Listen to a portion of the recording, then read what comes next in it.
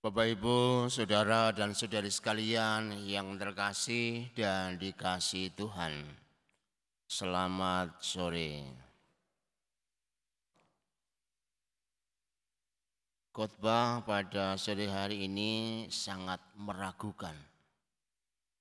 Karena menurut cerita orang-orang, MKK adalah gereja mata air. Maka ya susah menasihati orang yang mata air, nanti bisa ikut arus. Lebih baik menasihati orang yang air mata, itu lebih gampang gitu ya. Makanya susah banget, cerita kitab suci hari ini kan mengkritik orang kaya. Sementara Anda ini kan kaya semua, maka susah saya nasihati. Nah, tapi ya karena saya ditabiskan untuk mengkritik, ya maka saya akan kritik ya. Gimana cara menanggapi sabda Tuhan yang tidak mudah ini? Yang pertama, hidup ini sia-sia. Hidup itu diwarnai dua sisi, baik buruk, gelap, terang, hitam, putih, sukses, gagal. Dalam dua sisi ini dibungkus di dalam kegelapan. Maksudnya adalah kita tidak pernah tahu tentang hari esok. Barangkali sekarang ini Anda miskin misalnya, tapi tiba-tiba besok Anda mendapatkan emas 1 kilo, kan enggak tahu juga. Langsung jadi kaya. Barangkali Anda sekarang ini uangnya enggak berseri, tiba-tiba besok bangkrut, kan juga tidak tahu. Maka kata pengkhotbah tadi, segala sesuatu adalah kesia-siaan. Hidup ini sia-sia belaka. Coba mari kita lihat lebih lanjut lagi. Kita ini bekerja keras, menabung di usia muda, ternyata mati secara tidak terduga.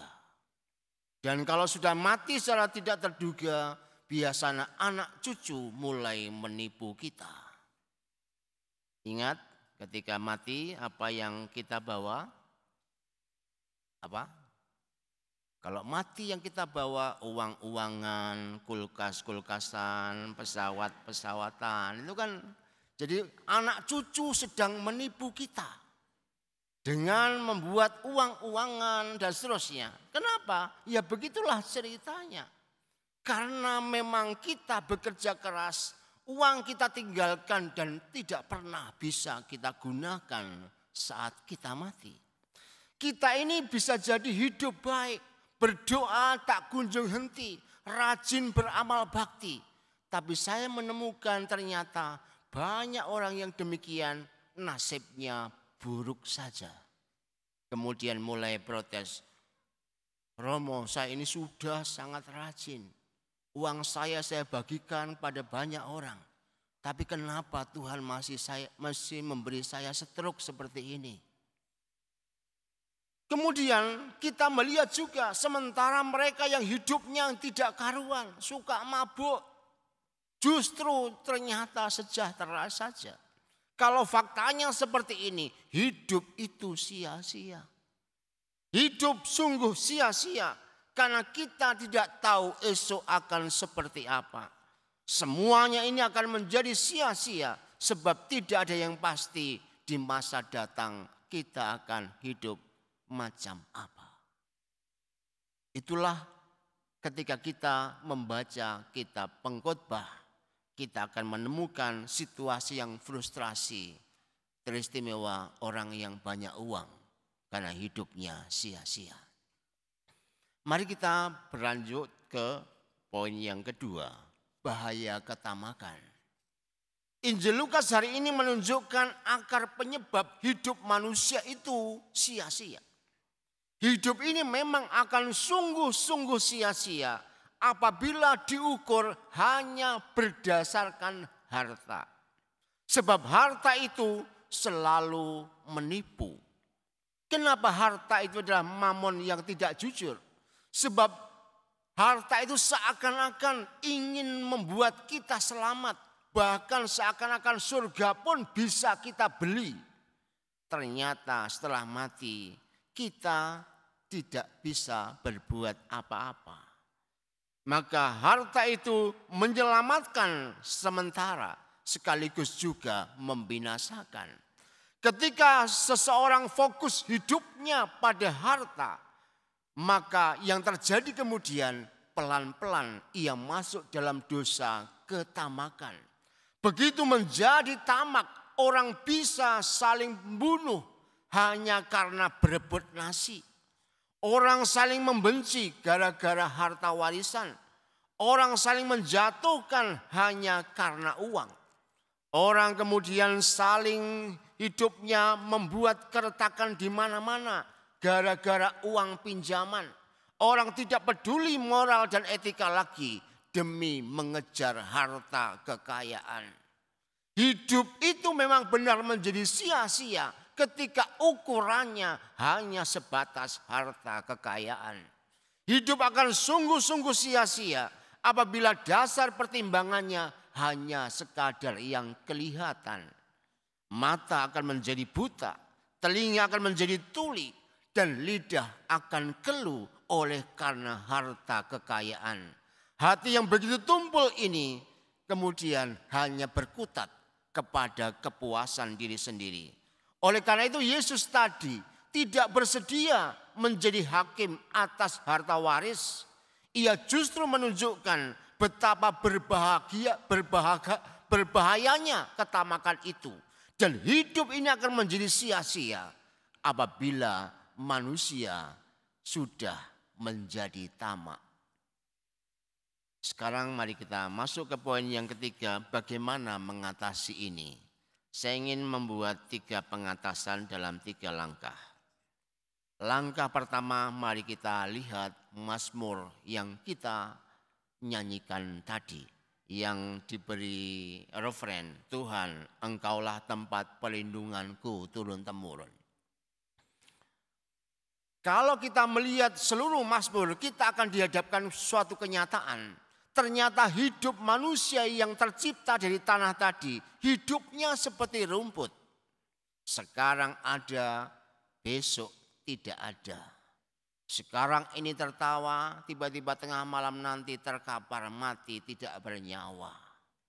Namun ingatlah, Allah sedemikian jatuh cinta pada manusia.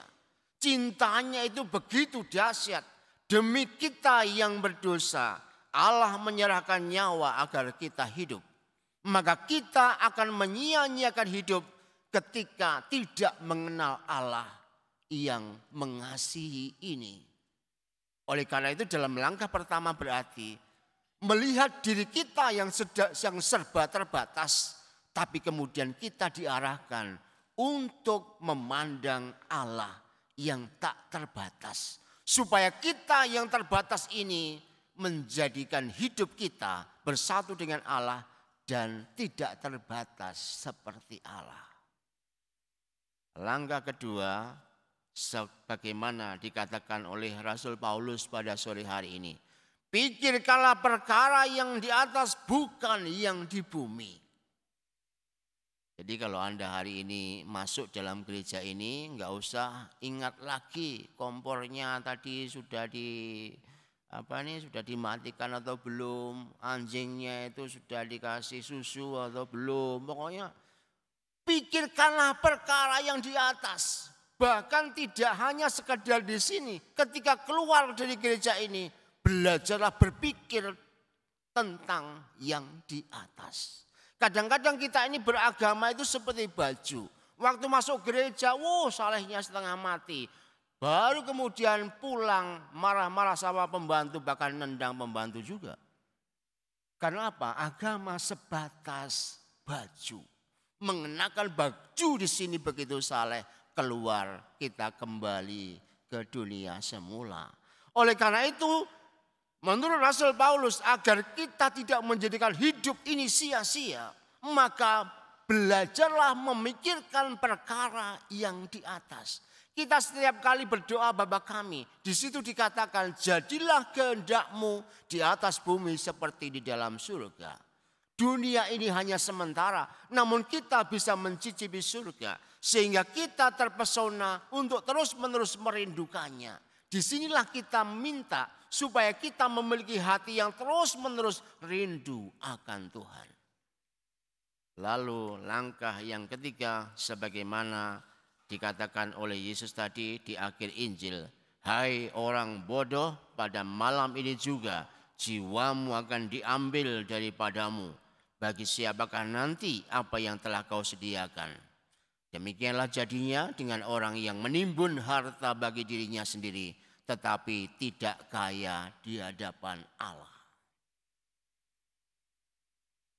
Kita supaya tidak menjadikan hidup sia-sia, dilarang menimbun harta bagi diri sendiri. Itu omongan kitab suci loh ya, jangan protes ke saya ya.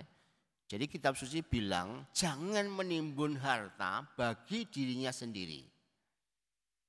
Nah, maka yang punya rekening banyak itu ya silakan segera dibuka daripada diblokir pemerintah kan. Nah, lebih baik dibuka. Kan sebenarnya pemerintah itu rupanya banyak orang Katoliknya memakai kitab suci hari ini untuk memblokir rekening-rekening yang tidak aktif itu ya. Nah, maksudnya sebenarnya begini. Segala keahlian, tenaga, uang, barang, apapun yang ada dalam diri kita, jangan selalu berpusat pada diri dan kemudian melupakan cinta kasih. Kalau saya punya tenaga, saya persembahkan tenagaku itu bagi kepentingan orang lain. Kalau saya ini punya pikiran, keahlian tertentu, pikiranku itu aku gunakan agar banyak orang menjadi lebih baik. Dan seterusnya. Maka sebenarnya kita semua tidak boleh berhenti pada kepuasan diri sendiri. Aku ini ahli ini, aku ini pinter ini, aku ini punya uang ini dan seterusnya. Tapi yang paling utama adalah apakah semuanya itu bisa membuat orang lain selamat atau tidak. Kadang-kadang kita suami istri aja itu sudah tidak bisa demikian. Artinya tidak ideal itu. Coba perhatikan istri-istri zaman sekarang kan. Rekeningnya itu untuk dirinya. Kalau gajiku untuk gajiku, tapi gajimu suami harus belanja ke aku. Kan biasanya gitu kan. Jadi pengennya itu 1,5 biasanya si istri zaman sekarang. Jadi kalau punyaku sendiri. Tapi kalau gajimu saya minta dari kamu. Nah, padahal kan harusnya ya semuanya jadi satu. Demi semuanya itu demi kebaikan bersama. Bukan demi makin lama makin bedaknya tebal. Wah itu kan menunjukkan bahwa yang penting dirinya makin si dunia itu makin berputar misalnya. Itu kan harus pakai uang kan. Semua untuk diri sendiri padahal apapun yang kita miliki mesti dipakai demi keselamatan sesama. Kalau itu terjadi, kita tidak menimbun harta kekayaan, tapi kita menimbun kekayaan dalam Allah. Semoga sabda Tuhan hari ini tidaklah menakutkan, tapi justru menggembirakan. Karena Tuhan menunjukkan yang paling penting dalam hidup, sehingga akhirnya kita menjadi orang-orang bergembira, bukan karena kita mempunyai banyak harta, tetapi kita mempunyai harta yang sesungguhnya, yaitu Allah sendiri. Kita akan menjadi bahagia bukan karena kita ini hebat, tapi karena memiliki Allah yang sungguh-sungguh hebat dalam hidup kita karena membangkitkan kita dari kematian. Semoga sabda Tuhan hari ini sungguh-sungguh menguatkan kita dan menjadikan hidup kita tidak sia-sia karena Allah menjadi milik kita. Tuhan memberkati.